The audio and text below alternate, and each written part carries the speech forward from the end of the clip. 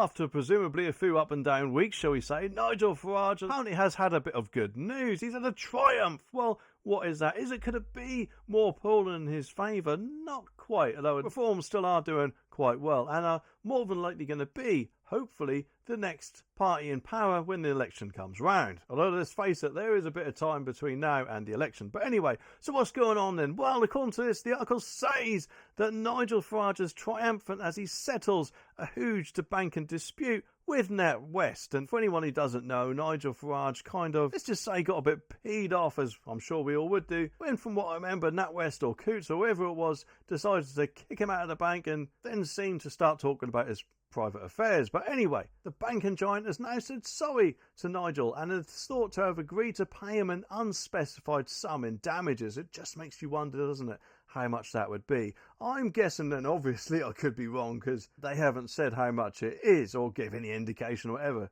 But he is quite a well-known person, isn't he? And is probably quite well off. So any settlement has to be substantial, surely. Which, let's face it, with the way Labour going on, that could come quite handy for a rainy day. A joint statement said that NatWest Group and Nigel Farage MP are pleased to confirm that they have now resolved and settled their dispute. And the bank has apologised to Mr Farage. And the terms of settlement are confidential. So I guess they don't want us to find out.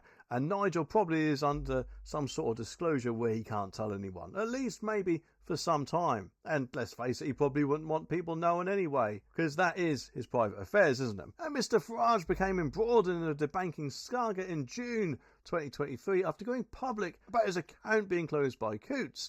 He used a subject access request to obtain documents showing that he was cut off because of his political views did not align with the values of the bank for the wealthy. And his dossier also revealed staff crowed about him being debanked in internal messages. The furore saw Dame Alison Rose quit as NatWest Chief Executive in July 2023 after admitting that she was the source of a BBC article claiming his accounts were shut because he was under the wealth limit. And Reforms Treasurer Nick Candy is said to have played a key role in resolving a row between mediation talks held at the London law firm on Tuesday. So there you go. Nigel won at the end of the day. Well done, Nigel. It just does make you wonder though, doesn't it? If they've done this before, and if so, how many times? It's just lucky Nigel had the platform to expose all this and say, hang on a minute, and then basically cause them to fall on their swords.